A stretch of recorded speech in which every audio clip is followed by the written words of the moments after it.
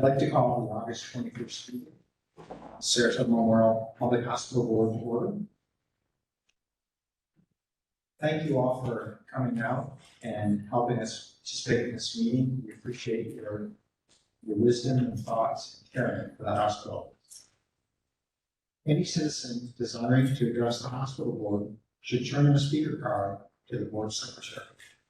These are the yellow forms.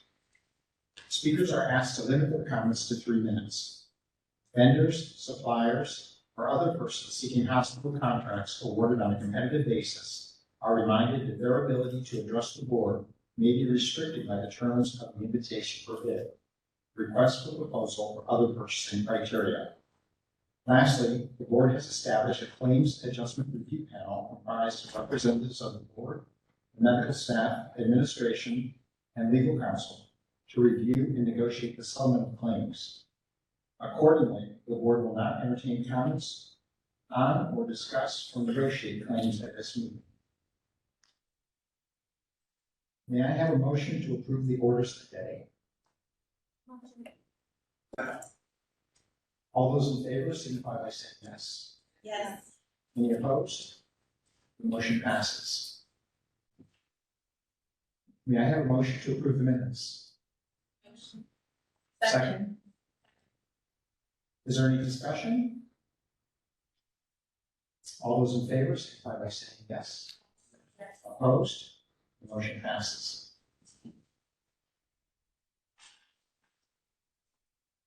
One item that is not on the agenda, but I would like to draw to the board's attention is the revised board calendar as voted on last month. Karen sent it out to everyone, including a tentative calendar for next year, which we will discuss in the governance committee meeting and vote on in November. And Sarah, thank you for your comments earlier today about adjusting the time of each meeting. Now for the medical staff reports. I know we don't have any motions, but are there any reports? Seeing none, thank you. Thank you. So now we'll go to the secretary's report. Mrs. Fiorici, thank you. Can you let us know what is on the board's calendar in the company? In September 5th, at 5:01, we have a budget maintenance hearing.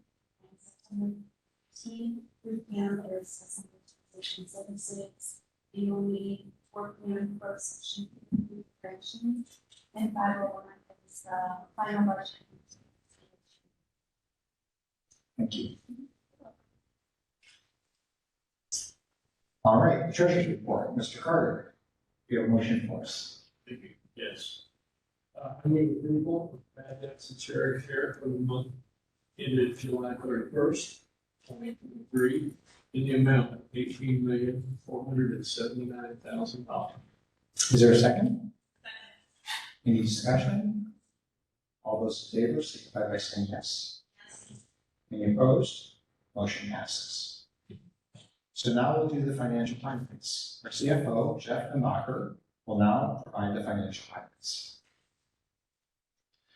Okay, good afternoon. I'll be reporting today on financial highlights through July of 2023, 10 months into our fiscal year. We'll have 2 more months left, August and September, remaining in our fiscal year.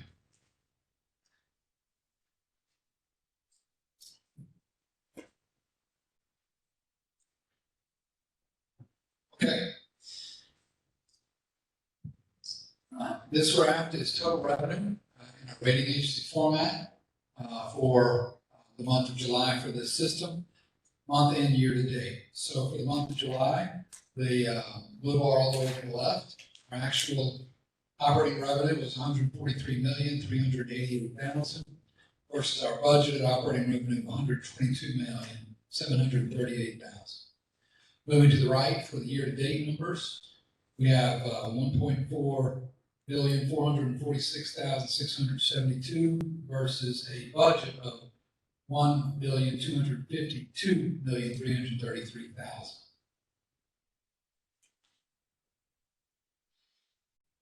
For total expenses for the system, for the month of July, we had $135,238,000, and versus a budget of $117,912,000. Moving to the set of bar chart to the right, on a fiscal year-to-date basis, our total expenses were $1,364,827,000 versus a budget of $1,187,628,000 for the year-to-date. And the resulting operating income, again, for the system through July, before July for the month, it was $8,150,000, which is an operating margin of 5.7% versus a budget of $4,826,000, a budgeted operating margin of 3.9%. On a year-to-date basis, our total operating margin, $81,845,000, a margin of 5.7% versus a budget of $64,705,000, which is an operating margin percent of 5.2.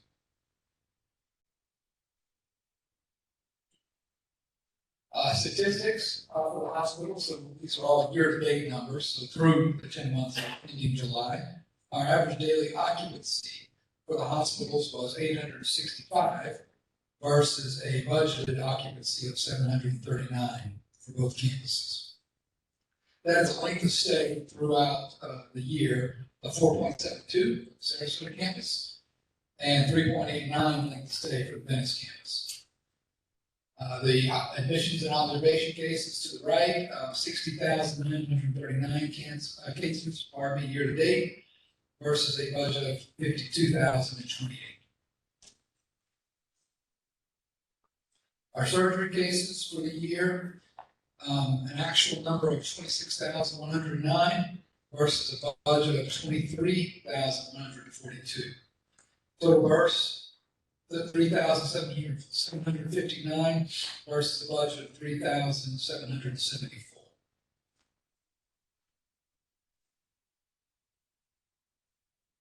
Our outpatient registrations for the hospitals, through July, the actual is 480,257 versus a budget of 457,392. Budget, and then the emergency care registrations, 145,889 versus a budget of 122,326. And then finally, our case mix index. We'll look at the four bar graphs all the way to the right. Those are our fiscal year-to-date numbers. For the Sarasota campus, all patient case mix index is 1.83. For Medicare only, it's 1.89. For the Venice campus, it's 1.55 for all patients versus a Medicare only case mix index of 1.60. That concludes my report. Thank you. Any questions? So we'll go into committee reports. Sharon, computers. Go ahead. Yes. So the Human Resources Committee met this morning. As our first order of business, we approved the minutes of the committee meeting of March 20th, 2023. Next, David Berenger gave the committee a report on the evolving executive structure, which is designed to accommodate the growing number of hospitals in the system and the continued growth in our outpatient services, as well as overall growth in volume. He discussed the opportunities and challenges for executive recruiting in the healthcare field, particularly for public hospitals, and emphasized the importance of internal bench strength in the executive ranks. He also noted that we have had to enhance some of our benefits to attract and retain all team members, and asked for some flexibility to amend the supplemental executive retirement plan if it is advisable to facilitate recruitment.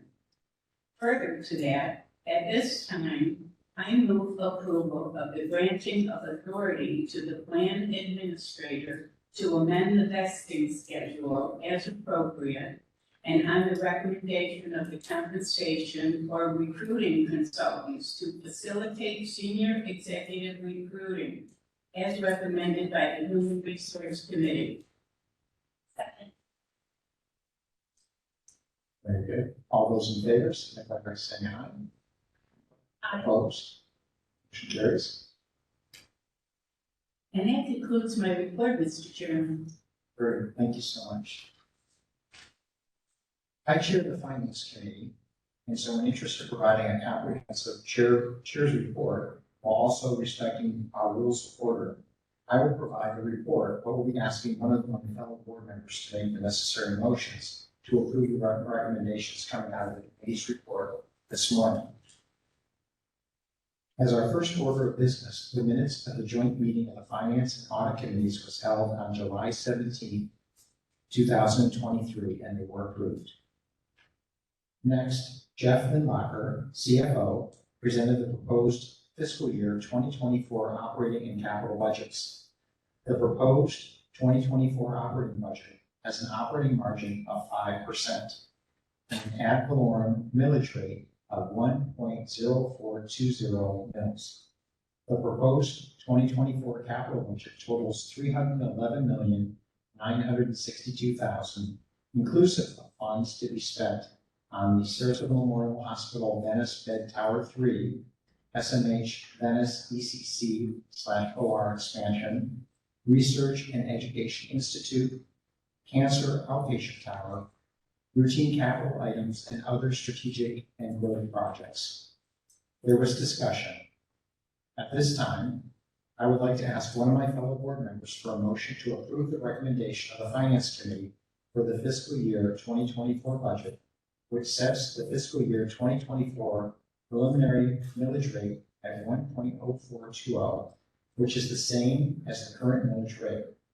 I also move affirmation that the board has set the first public hearing to adopt the proposed budget and millage rate for September 5th, 2023 at 5:01 p.m. and the second public hearing to adopt the budget and millage rate for September 19th, 2023 at 5:01 p.m. Both hearings to be held in the old boardroom on the first floor of Sarasota Memorial Hospital, Sarasota, 1700 South Taniani Trail in Sarasota. Do I have a motion? And a second? All those in favor signify by saying yes. Yes. Opposed? Motion carries. Next, Tom Herjo, Executive Director, Architecture and Construction, presented the ranking recommendations for the general contracting and architecture services for the freestanding emergency room at Lakewood Ranch from the public selection process held on July 5th, 2023. I once again ask for my fellow board members for a motion to approve the approval of the rankings of the architects and engineers and general contractors for the freestanding emergency room at Lakewood Ranch as follows. For general contracting services, Charles Perry Partners, Robbins and Morton, and DeAngelis Diamond. For architectural services, Gresham Smith, Page Sutherland Page Inc., and Goodwin Mills Haywood, as ranked by the Public Selection Committee and recommended by the Finance Committee. Do I have a motion? Motion. A second? All those in favor signify by saying yes. Yes. Opposed? Motion carries. This concludes my report. Now we will hear from our President and CEO, David Vernon. David, you have the floor. I do. Thank you, Mr. Chairman. I'm going to start like I always do with an organizational report card. This is for our fiscal year to date, 2003 through July. Just to remind everyone, our year end is September 30th, so we're getting towards the end of the year here. The report card that I have on the screen behind me, it shows our, on the left-hand side, the 5 areas of focus. In the middle is the goal that we, the board and administration have set, and then finally the score and ranking that we're currently tracking on.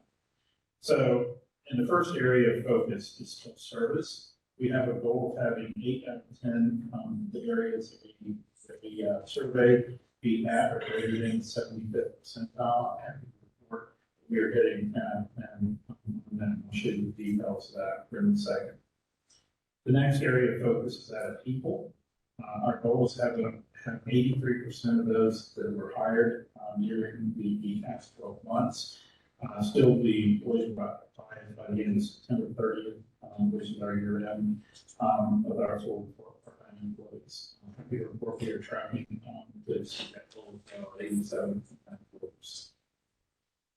In the area of quality, we have a goal of having our overall standardized infection rate being 0.8 or less.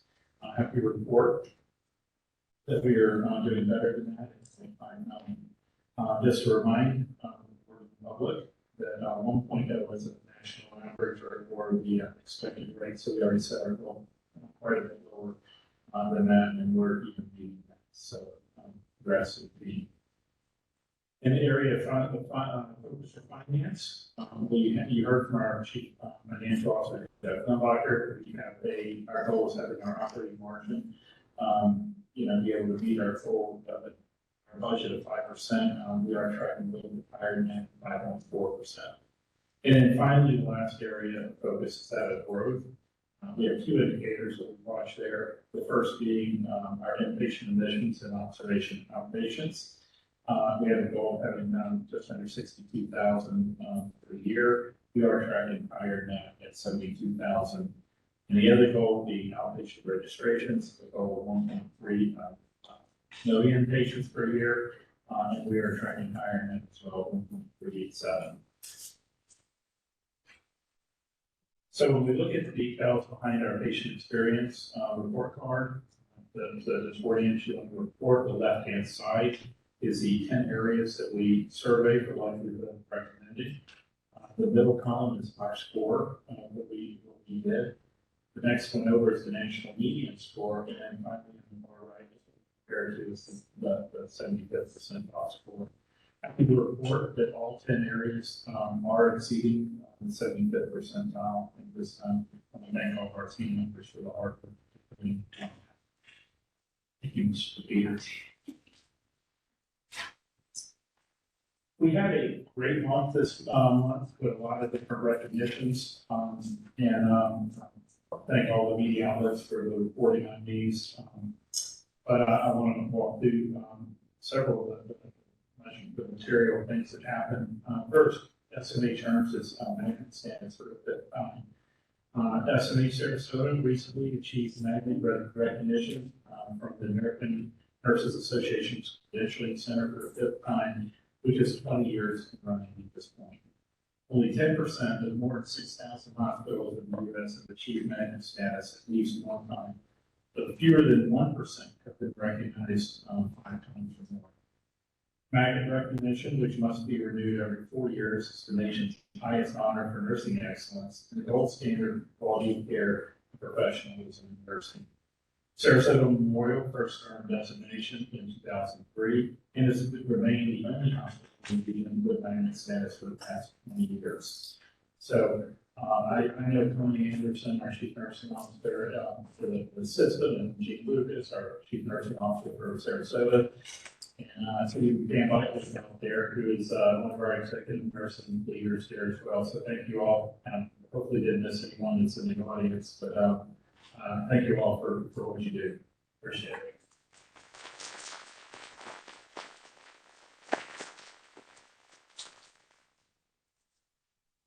SMH continues to earn 5-star ratings from CMS. SMH Sarasota was recently awarded the highest 5-star rating for quality from the U.S. Centers for Medicare and Medicaid Services for the 8th year in a row. Sarasota Memorial is the only hospital in the state of Florida and one of only 26 hospitals in the nation to receive a 5-star rating in every reporting period since CMS began the program in 2016. Of more than 5,400 U.S. hospitals, CMS evaluated most recently fewer than 10% received a 5-star designation, including only 11 hospitals in the state of Florida. Star ratings are based on hospital quality indicators across 5 categories: safety of care, readmissions, patient experience, mortality outcomes, and timely and effective care. Our SMH-Venice campus has not been open long enough to be eligible for a star rating, but we look forward to that soon. So congratulations to everyone that played a leadership role in that. SMH ranked among the nation's best again. SMH Sarasota earned high marks in U.S. News recent release 2023-2024 Best Hospitals Report, ranking among the best hospitals in the nation in 2 specialties, rehabilitation and obstetrics and gynecology services. Of the 5,000 hospitals evaluated, SMH is one of only 76 hospitals in the nation to earn high performer ratings in 20 or more types of care. SMH's high-performing specialties include gastroenterology, GI surgery, geriatrics, neurology and neurosurgery, orthopedics, and urology. The hospital also received high-performing ratings for 13 procedures and conditions. Our SMH-Venice campus has not been open long enough to be eligible, but we look forward to their rankings soon. Thank you and congratulations for that. SMH recognized as a role model for best practices in life-saving care. Sarasota Memorial earned awards from the American Heart Association for providing life-saving care to patients experiencing heart and stroke emergencies. The Stroke Gold Plus Award recognizes SMH Sarasota for demonstrating superior performance over multiple years, often exceeding AHA standards for acute, accurate diagnosis, rapid response, evidence-based treatment, and responsible follow-up care, education and rehab for stroke patients. The AHA's Gold Resurrection Adult Award recognizes SMH Sarasota for having the expertise, technologies, and protocols in place to deliver life-saving resurrection care in under 2 minutes for patients over 18 experiencing cardiac arrest while in the hospital. And SMH-Venice, which opened in 2021, received a Silver Stroke Plus Award, highest level that could be achieved in a hospital for peer participation. So congratulations to everyone that participated. Moving on, construction update. Our Cancer Pavilion and Boyd Street Parking Garage. The Cancer Pavilion, which is our Cape Surgery demolition, is nearing completion on Waldemere. Connection. We have a groundbreaking scheduled to be held in this fall, 2023, and an opening in December of 2025. Our Floyd Street parking garage, which a lot of people know is the old Burger King site, was actually demolished. We're working to install complete foundation over the next few weeks. The garage is slated to be completed in the spring of 2024. Continuing in construction updates, our Research and Education Institute. The groundbreaking was held in June. We completed initial foundations, and we have power cap foundations. The tower frame will be erected at the end of August, and we're slated to open in summer of 2020. SMH-Venice begins its ER and surgery expansion. The SMH-Venice is expanding its emergency care center and surgery facilities to help meet pressing healthcare needs for South County. The ER expansion, slated for completion next year, will increase the number of exam rooms from 28 to 62. Diagnostic capabilities will also expand with additional radiology rooms and space for a new CT scanner. Surgical suites will increase from 6 to 8 by the end of the year, with space created for 8 more ORs in the near future.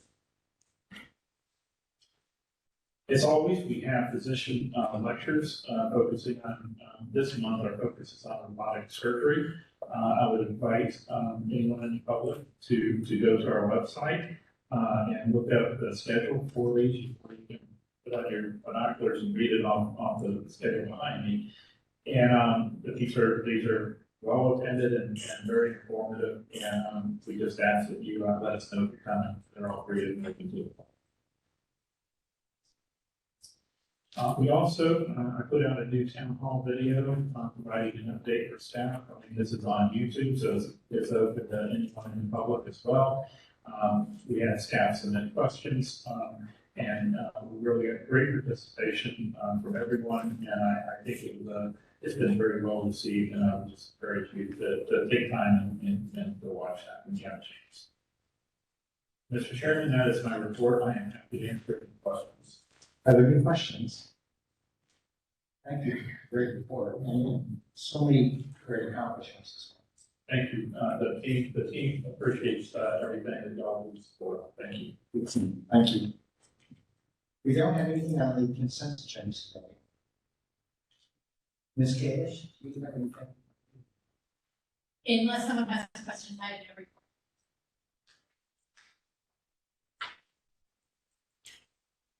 So now we move into the public comments part of the meeting.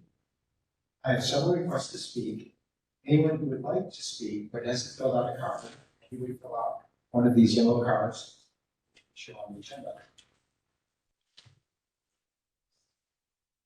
Speakers must identify themselves by stating their full name and also their address before they begin to speak. Each speaker will be given 3 minutes to make their comments. Speakers and the other members of the public are reminded that rules of decorum and civility apply. Let's go ahead and I'll identify first the speakers in the order. The first speaker is going to be Barbara Vaughn. The second speaker will be Saul Kilstein. And the third speaker will be Vicky. Nice wonder. You can correct me. But Barbara, if you could come up first, that would be good. Thank you.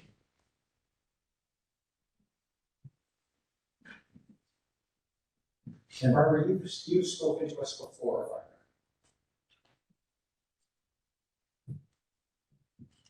remember. And I have to take this mic down because it's just too high for me. I'm Barbara Vaughn, and I live in Venice. And I'm going to surprise you today because the first thing I want to tell you is it's not your fault. It's not your fault that a lab in China got a nasty virus under the gain of function heading. It's not your fault that they chose to spread it around the world and reserved a special dose for America. It's not your fault that Dr. Fauci lied to us about what was going on in that lab and what was going on with this virus and how we should deal with it, how we should treat ourselves and those we love, and how we should care for ourselves, whether it was masking or staying 6 feet apart or staying indoors and never going out, isolating ourselves like we did our children. It's not your fault that any of that happened, including the tens of thousands of dollars the government paid this institution, this hospital, as long as you did what you were told. Never mind what might be best for this or that patient. You did the protocols that were required by the CDC. You did what you were told. But that is your fault. Why did you just do what you were told and follow the protocols without fail, no matter what might be best for the patient? What happened to all your medical training as a doctor or a nurse or some other medical professional? You know, the part about doing no harm, isn't that the first thing and the last thing you learn, whatever medical school you went to? Do no harm. Maybe that was overridden by the worries about your job, your position, or your reputation. Can't get the reputation of not being a team player now, can you? That is your fault. Every action you take or fail to take all day and night, every day, is on you. Nobody decides what you're going to do except you. Are you going to stand up now and defend some of these grieving family members who never should have lost their loved ones? Are you gonna take responsibility for your actions, recognizing that your actions were your fault? Thank you for your comments. If you could just give your last sentence, please. But oh well, it's behind us now. Thank you So very who much. cares about COVID? This is your fault.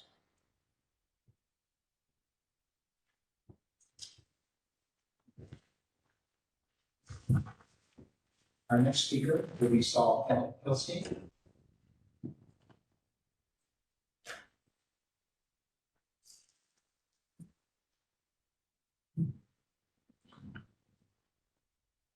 Can you hear me okay? Yeah, thank you. Okay. If you could state your name and your address, please. Saul Kilstein, I live in Sarasota County and Sweden. Over the many months I've attended meetings, there's been a lot of criticism of the SMH system, so I want to start by congratulating the system for your continued national recognition, the outstanding nursing, and the quality of healthcare the system has delivered. But I would also like to say, as COVID numbers climb again in Florida, and for the credibility of the new research and education system that you're hoping to expand here in Sarasota County, I hope that you'll not be bullied into abandoning your commitment to research-based medical guidelines and science-based practices. And that's for the programs you'll deliver going forward. On the healthcare delivery side and for the patients you'll be serving, Florida is the second most people for Medicaid after Texas, as I mentioned in the past. Over half the Floridians who lost Medicaid coverage did so for procedural reasons, not because they weren't eligible. So as I've mentioned in the past, I hope your admissions people will do their best to see that people have the best opportunity to reapply. For those who are not eligible, to be directed to the marketplace. For those who lost pharmaceutical coverage, be directed to charity programs and discount programs, and for pharmaceutical charity care. And lastly, we've seen in Sarasota County School District, the school board has postponed the opening of a high school for budgetary reasons. Be aware that your system is woefully in need of expansion. Your Venice system has done its best to keep up with demand. For future demands on the system, don't let the same thing happen. Don't let short-sighted budget demands by community forces slow down the urgently needed system expansions that you have in the pipeline. Your system is one of the main reasons we moved here, and the quality services you provide and the expansion needs, particularly in South County, that are on the drawing boards must go forward as you plan. Thank you very much. Thank you. Thank you for your comments. Now, Vicky, nice one.